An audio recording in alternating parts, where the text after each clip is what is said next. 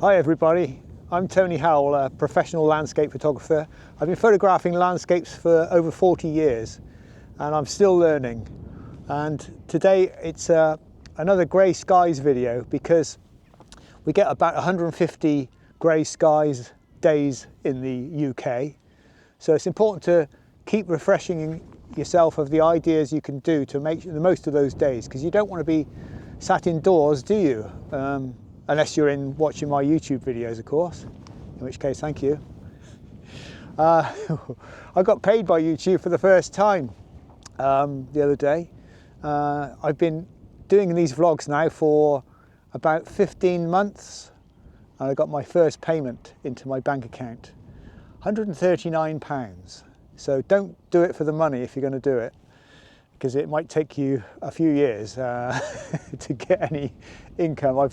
I've spent at least 10 times that amount on the amount of petrol I've used up in doing all these videos. So, but anyway, in this video I'm going to be talking about grey skies and what to do and some new ideas. Actually, I can't think of anything new, so the same old ideas that I've had in my other grey sky videos, but hopefully you'll enjoy the journey with me.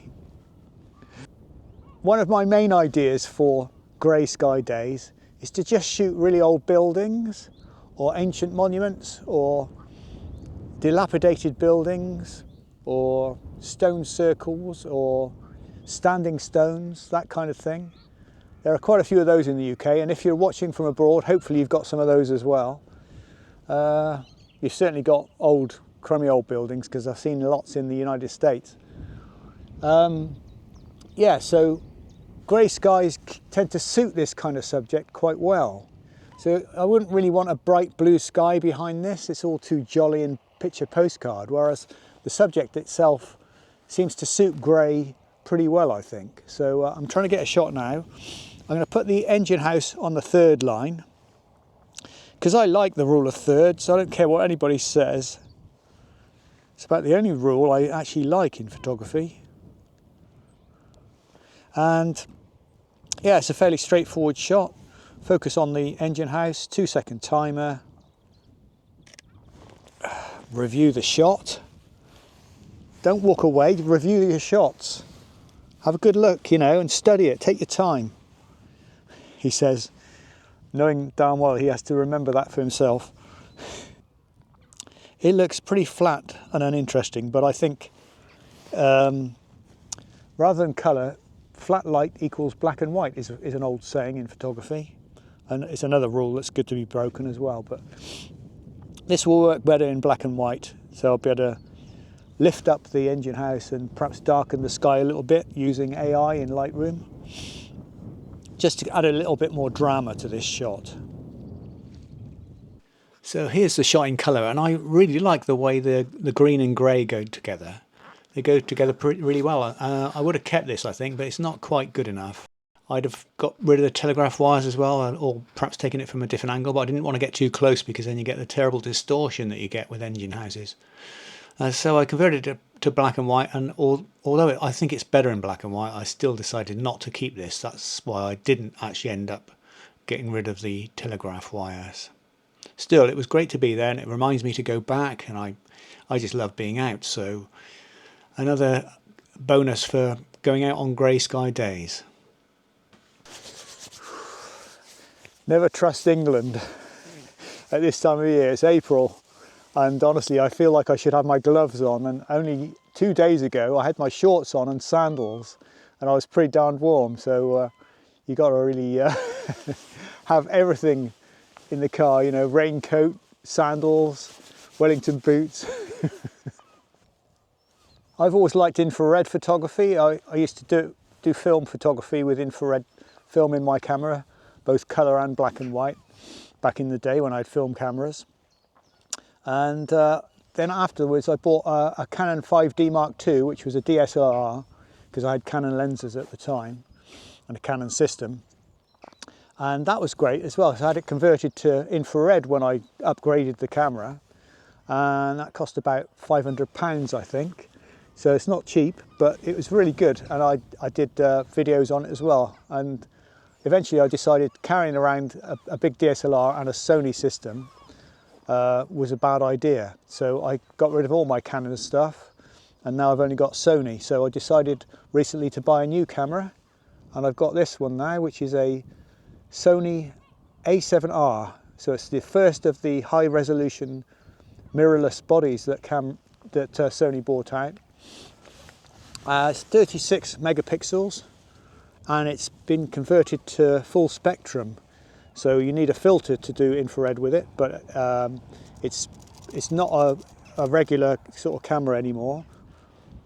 So I'm at Lanyon, Quoit, and this is another great kind of subject, ancient monuments that really suit grey skies. So I've been here and photographed it many times, and quite often in sunny weather, blue sky behind it, it doesn't look right. I mean, you can convert them to black and white, obviously, but I think grey skies are better for this kind of subject. They really suit it. They've got that kind of gritty kind of look. So I've got my camera really down low so that you can see the three legs. I call them legs. Obviously, they're not really legs. I don't know what they're called. The upright stones, and they look better from down here against the sky. So it gives it a bit more drama. So I like the low viewpoint. And I'm going to do one here with my infrared camera as well, just to see how that looks. So I just put the lens on the infrared camera now, and it gives you such a different kind of look. And because I used live view and I did a quick video clip, I was able to find these really nice kind of stiff grasses in the foreground, and they really add something. And then I found a nice slightly whitish cloud in the grey sky, which gave me a kind of different composition than normal. So have a look and see what you think. I really like it, and I just love the look that infrared gives in black and white.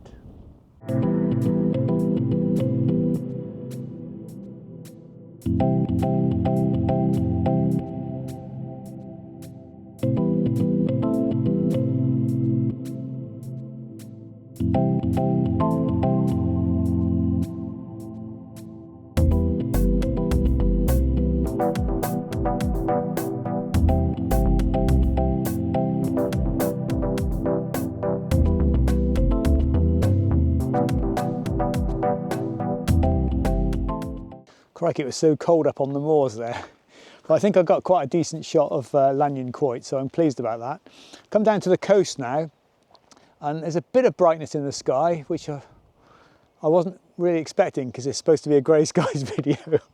Never mind. But yeah, I've come to one of my favourite places, and that is Kenidjack Valley, and it's not far from St Just, so quite far down in Cornwall, near Land's End.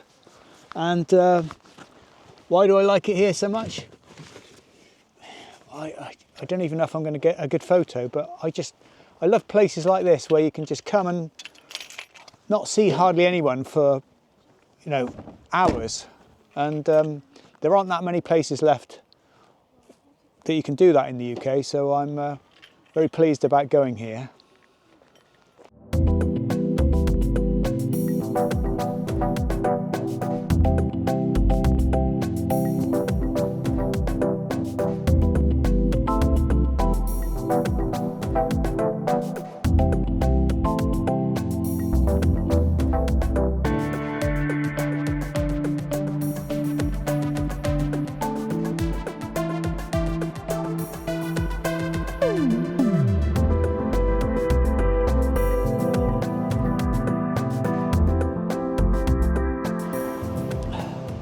Lots of old buildings and machinery and things like that around here, which is good news for what is otherwise a lovely area, because it means it's unlikely that the rich people from London will be able to build their £1 million houses down here. So it's a plus in my book. So hopefully it will always remain wild apart from these old derelict buildings.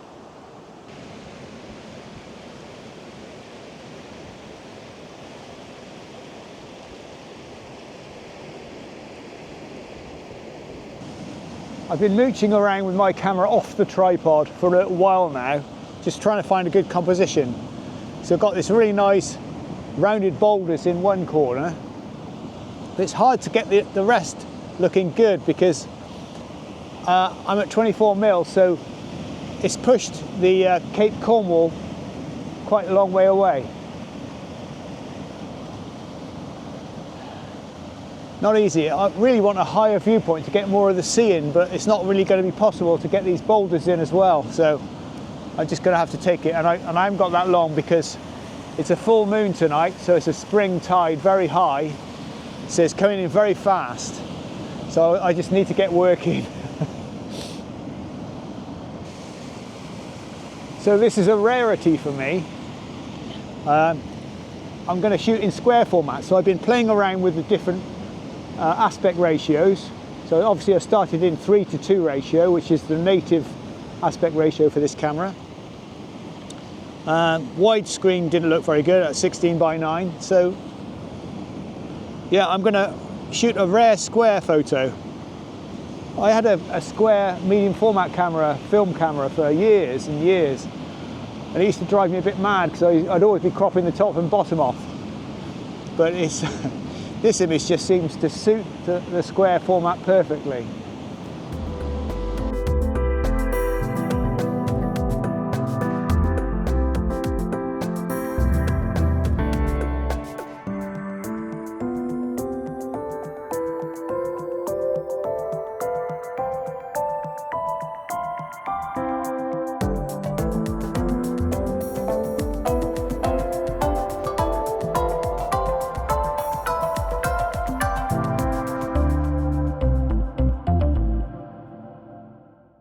So I climbed up to the top here now, and it's a bit of a steep climb, so thanks, you're keeping me fit, guys and girls, because there are a few females who are watching this channel now, so welcome. Now I'm trying to be a good man and do the right things like good photographers should do. So I push my spikes down deep into this soft grass, and I'm using this foreground grass as a foreground. It's not much of a foreground because there's hardly anything in it, but it adds a bit of depth to the shot. And I like green and grey together. So when you've got a grey day like today, add some green. Green and grey go great together. And so do green and pink, grey and pink. They go really well together. So if you can get those two in a shot, you'll find that the colours work really harmoniously. So I've got my composition all set up and my exposure set up, and I'm just waiting for the brightest amount of light to hit the green grass around Cape Cornwall, and that's when I'll take my shot. Now I'm underexposing by one stop because there's some very bright areas in this scene, so I don't want to overexpose it, and then I can always lift the shadows later in Lightroom or Photoshop. At the moment, there's just not enough light. But yeah, I do like it, green and grey.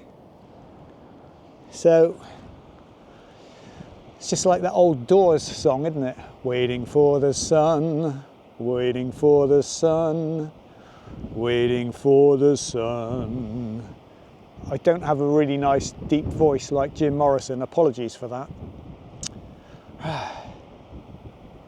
Or at least I didn't die at the age of 27, I guess. Jim Morrison of the Doors. Janis Joplin. She was a great, well, she belted it out a bit too much for me, but she was a great singer. And who else was there? Someone else died. Oh yeah, Jimi Hendrix died at 27, didn't he? Ah, some of the best have died at 27.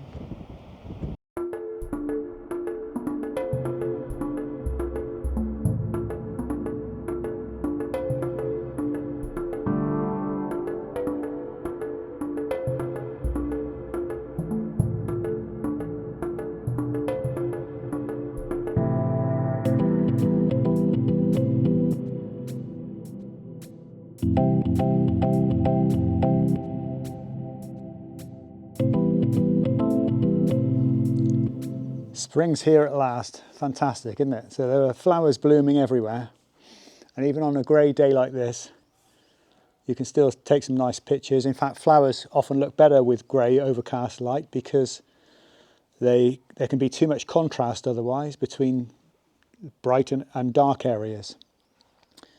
So I tried lining up this shot with my 20 to 70mm lens, but it means you have to get a lot closer, and therefore you're going to get much more depth of field. So I've deliberately put my longer lens on now so that I can get shallower depth of field. So I'm going to open up the aperture as far as it will go, which at 250mm I think is probably f5.6, so that I can get a nice shallow background.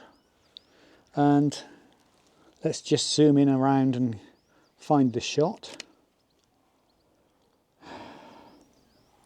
Okay, yeah, I think that's a good flower to focus on there.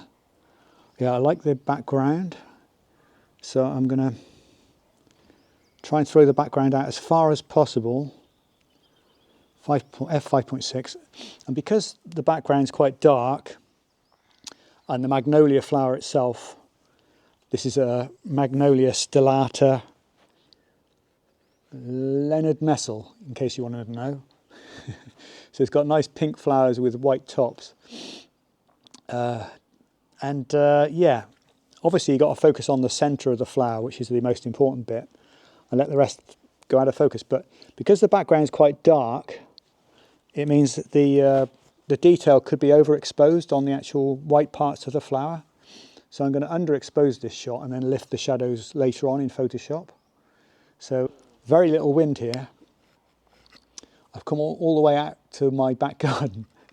Oh, excuse me. I've come all the way out to my back garden, which is a real delight. So no petrol for this little bit of the video. That looks pretty good. So let's take that shot with a 2-second timer. I mean, you can check the histogram if you want, but I can tell by the screen, because I'm so used to the screen now that I don't often use the histogram anymore, that you can tell that that's perfectly exposed for the highlights, and then I can just lift the shadows later on in Photoshop. Love these flowers, they're absolutely beautiful.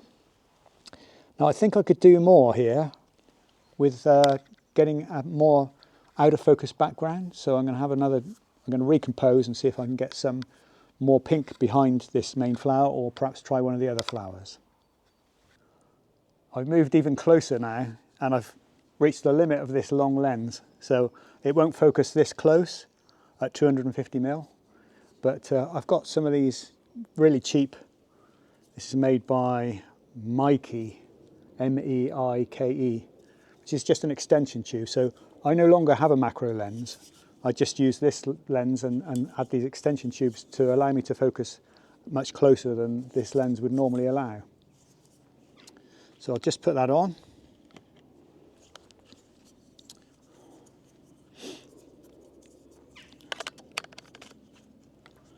Just goes on the front like that, look. And then back to where we were. And hopefully that will allow me to focus closer, but I've got another smaller one to go on there as well if it doesn't.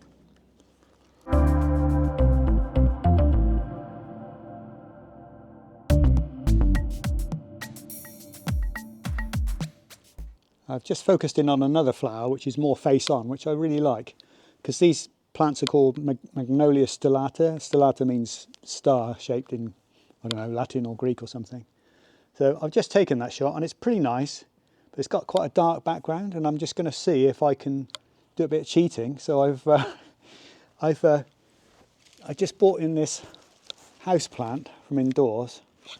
I just bought it out, and I'm going to put the camera on self timer and see if I can put this behind the flower in question, just to see if it will make for a better background. And fingers crossed, I'll show you that shot in a minute.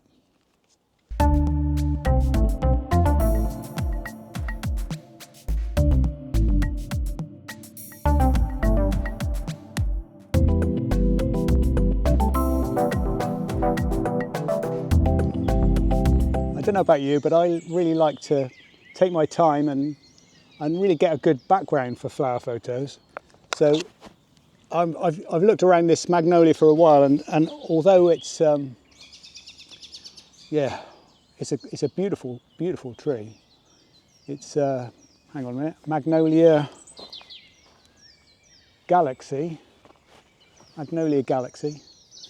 It's not possible really to take a shot looking down onto the flowers, so I'm just going to have to look up So I've taken my time and chosen a good background. So I'll show you roughly what I've got.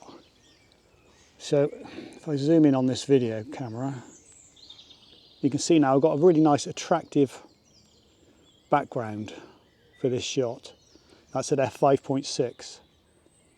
I like that. I'll take it that even though you can't see the actual face of the flower itself. So again, I'm going to go one stop under, just so that I can be sure to have a faster shutter speed to stop any breeze. And with a 2-second timer, I think I'll probably crop this to square because there's a lot of wasted space in the image. But then again, maybe not, I don't know. Maybe I'll try that. Let's have a look at that, see what that looks like. 2-second timer.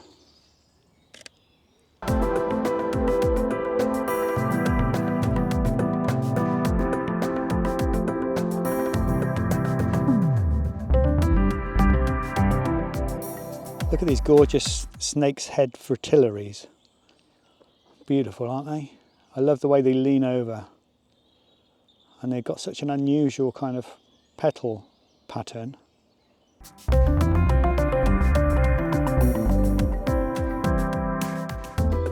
I have a Japanese Zen saying for you, which is worth memorising, and say it to people as you go out and see them walking around amongst the new spring flowers. It's such a happy time, and people are always happy if you talk to them. In spring, flowers giving off fragrance. Seeing their faces, I feel like smiling back.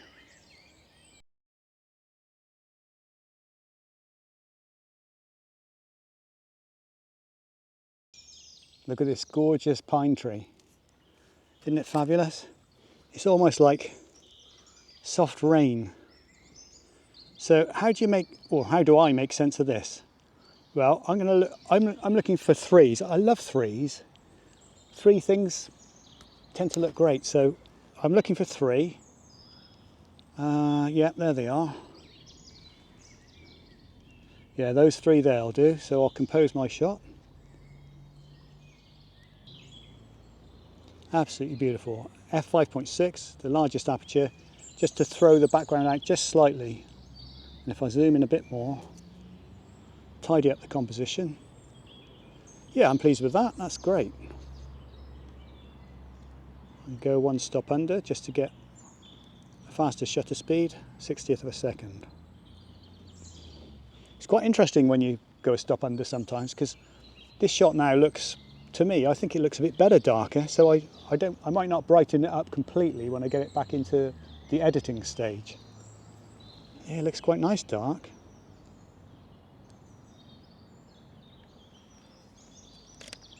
What do you think? Please give me a comment. I've said that Japanese Zen saying to about 10 people now, and every one of them has smiled, so it's worth remembering.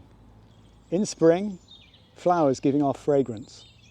Seeing their faces, I feel like smiling back. I'll tell you what, it puts me in a good mood talking to strangers, and I'm sure they really like it as well, because especially the people who are walking around on their own, it's just such a nice end to a saying, isn't it? I feel like smiling back. They can't help but smile. I'm having a great time here because just listen to the bird song. I've heard a woodpecker in the distance echoing over here. Seen robins. Haven't seen many birds, but you can hear them and they're all saying, spring is here, come and get me. Yeah, on grey days, look for detailed shots. You can do flowers, you can do details like rock patterns, you can do tree bark like I've just found here. The trees have eyes. So there's the eye. Now it's just a case of composing it. Obviously I want to fill the frame with bark if I can. So if I go left, that looks pretty good, but I don't like the eye being central like that, I don't think. So I'm going to put it perhaps near the top. So it's a third along from the right and a third down. That's pretty good. See if I can zoom out a little bit more to make it. Oh yeah, there's even more, look. There's even more. I don't know if I like that. I do like the two lines coming in from the bottom left, so I think I'm going to make a little bit more of those by zooming into perhaps there. Yeah, I like that.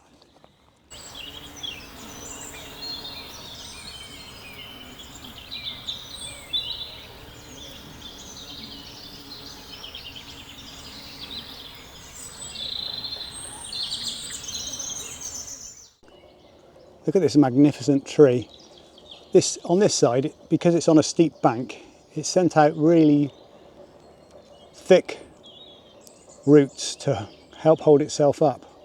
On the other side, none of these are visible at all. I think it's good enough for a still shot, so yeah, I like that.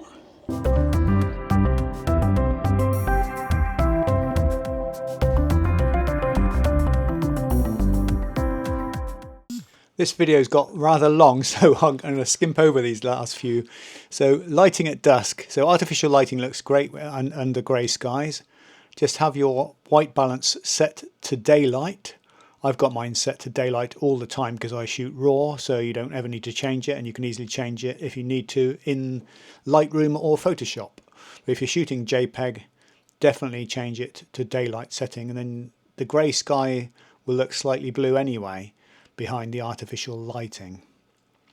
So there's lots of opportunities for this, but dusk is the best because then you get a bit of light in the sky. Then of course number 6 is long exposures. Now these are pretty easy to do even in the middle of the day on a grey sky day, providing you've got a neutral density filter, and they can be really effective, and I'd recommend doing it, and I hope to do a separate video on long exposures soon. Number 7 is intentional camera movement, and this you can do under grey skies quite easily. I always look for brightly coloured subjects, so just these people on the beach in Falmouth, and just go to my separate video if you want to find out how to do it, but it's just a case of using a slow shutter speed and moving the camera up and down, sideways or round and round, however you like it. And last but not least is light painting, which I always like. So you can do this at dusk. Just use a flashlight or torch, we call them in the UK, and just light your subjects up. Again, see my separate video. It's pretty darned easy to do, and the results can be pretty effective. So try this on trees, and side lighting is best rather than front on. So try not to do the lighting from the camera's position. I think that's just about it for my grey sky ideas. So if you have any other ideas, I'd love to hear about them in the comments. There's a lot you can do on grey days. Don't let them put you off like they put me off so often in the past.